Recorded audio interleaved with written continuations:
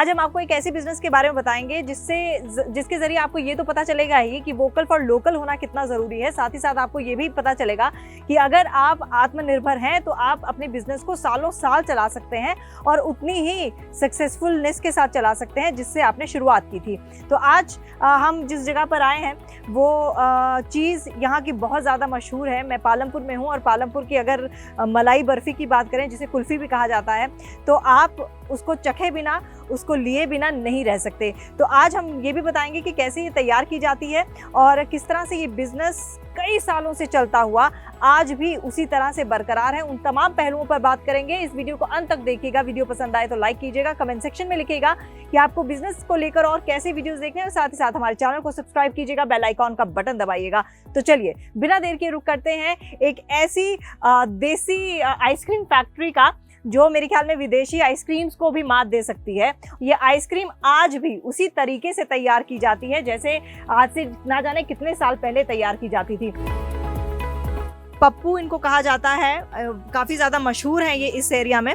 और अगर मैं बात करूँ इस खास आइसक्रीम की, जिसको मलाई बर्फ़ी भी कहते हैं मेरे ख्याल में, तो इनके अलावा ये यहाँ पर कोई नहीं बनाता, इस एरिया में कोई नहीं बनाता। और मैं अगर अपनी बात करूँ तो मैं जब फर्स्ट सेकंड थर्ड में पढ़ती थी तो मैं तब से इसका लुत्फ़ उठा रही हूँ। और आज मैं इनका एड्रेस लेते लेते यहाँ पहुँची हूँ क्योंकि मैंने ये पूरा अपने आप से वादा किया था कि अब मैं जाऊँगी तो इसका शूट ज़रूर करूँगी। तो सबसे पहले तो मुझे आप ये बताइए कितने साल हो गए आपको? मेरे को तो हो गए कोई 40 साल हो गए। और दादा परदादा तो पहले के बेचते थे, हमारे पिता वगैरह, पर तो हमारा पुरखों का काम है नहीं ये। और ये बिजनेस अच्छा चल रहा है? हाँ, ठीक ठाक चल रहा है। अगर मैं बात करूँ कोविड के दौरान, तो कोविड के दौरान कुछ असर पड़ा इस पे? थोड़ा पड़ा असर, क्योंकि थोड़ा क्लोज किया हुआ था नहीं ये। अच्छा।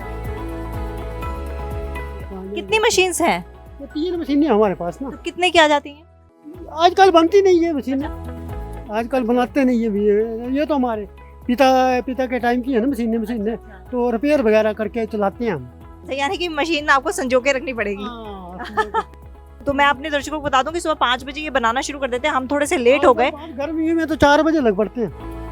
अच्छा, आजकल यहाँ पर क्योंकि सर्दी थोड़ी सी शुरू हो गई है तो 5 बजे ये उठ जाते हैं। हाँ, और हम थोड़ा सा लेट हो गए, नहीं तो हम आपको प्रोसीजर पूरा बताते हैं, लेकिन फिर भी आपको विजुअल्स के माध्यम से हम बताने की कोशिश करेंगे। तो आप मुझे शुरुआत से बताइएगा कि कैसे आप इसको बनाना शुरू करते हैं और एंड तक ये कैसे इस रूप में आती है।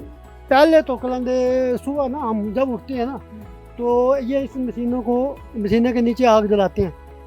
आग जलाने के बाद एक तरफ दूध रख देते हैं काटने के लिए, और 2 घंटे लगते हैं मशीन गर्म करने में, तब तक दूध कट जाता है। फिर उसके बाद ये जो मशीन है नहीं, इसमें हम ये एक डब्बा होता है, ये रबड़ी काट के फिर उस डब्बे में डाल देते हैं और फिर इस मशीन में तैयार होती है ये मलाई बर्फ़ी ना। फिर 2 घंटे इसको जमने को लगते हैं। फिर 2 घंटे के बाद फिर ये पूरा सांचा पूरा का पूरा रोल तैयार हो जाता है। फिर उसके बाद हम पैकिंग करके बेचने लग पड़ते हैं। अच्छा, सुबह कितने बजे निकल जाते हैं बेचने के लिए? 10:30 बजे निकलते हैं। ये तो बिकने लगे तो 2 घंटे में बिक जाती है। अगर मैं पूरे खर्चे की बात करूं तो कितना खर्चा आ जाता है? खर्चा 800 का भी आता है एक रोल में ना।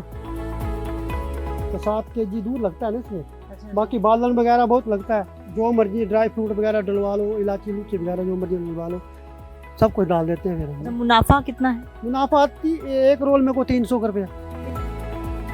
अच्छा, कितने साल के आप थे जब आप ये शुरू किया था आपने? आप कितने साल? मैं 20 साल का था। और आज आप कितने साल? आज मैं 57 तक हूँ। तो हम जिस स्कूल से पढ़े हैं उसी स्कूल से ये भी पढ़े हैं। एक आपकी यूएसपी है जो आपको अलग बनाती है, आप एक अलग तरीके से इसको बेचते हैं। जैसे कुल्फी ले लो, आप किस तरह से बेचते हैं? क्या बोल के?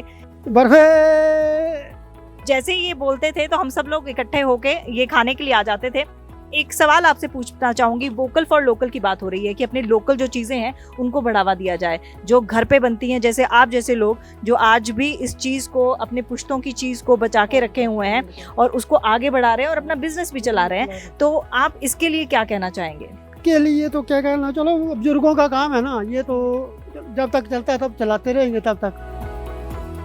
और ये जो खिलाने का अंदाज है ना, मैं आपको बता दूं, ये पत्ते में खिलाते हैं। ये जो पत्ता है, ये किस चीज़ का पत्ता होता है? ये बड़ का पत्ता होता है।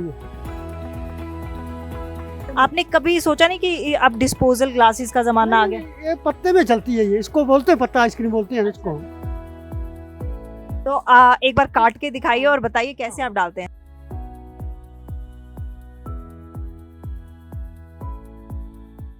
चलिए, मैं तो इसका लुत्फ उठाने लगी हूँ और बचपन की यादें ताजा करने लगी हूँ। पत्तल में जो स्वाद है ना वो अलग ही होता है, वो आपको किसी प्लास्टिक की डिस्पोजल प्लेट या घर की स्टील की प्लेट में नहीं आ सकता। तो देसी चीज है, देसी अंदाज में खाइए, घर में बैठ के खाइए।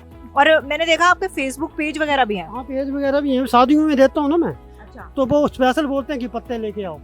हाँ। तो देखा आपने, डिजिटाइजेशन को भी बढ़ावा दिया जा रहा है और साथ ही साथ वोकल फॉर लोकल को भी बढ़ावा दिया जा रहा है। तो हम भी इसका लुत्फ उठाते हैं, आप भी लुत्फ उठाइए।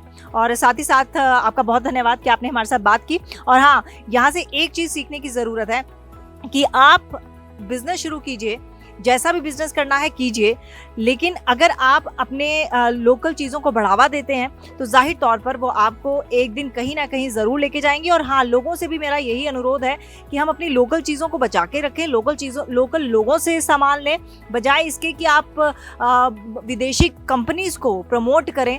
क्योंकि विदेशी कंपनियों की मेरे से आप लिखवा के ले लीजिए, उनका स्वाद ऐसा नहीं है जैसा इस कुल्फ़ी का स्वाद है, और रेट में भी आपको पता है उनका तिगना चुगना रेट होता है। तो आप भी लुत्फ उठाइए और इन लोगों की सहायता कीजिए, इन लोगों से सामान खरीदिए, खाइए, लुत्फ उठाइए, ऐश कीजिए। नमस्कार। आपके बिजनेस का सच्चा साथी।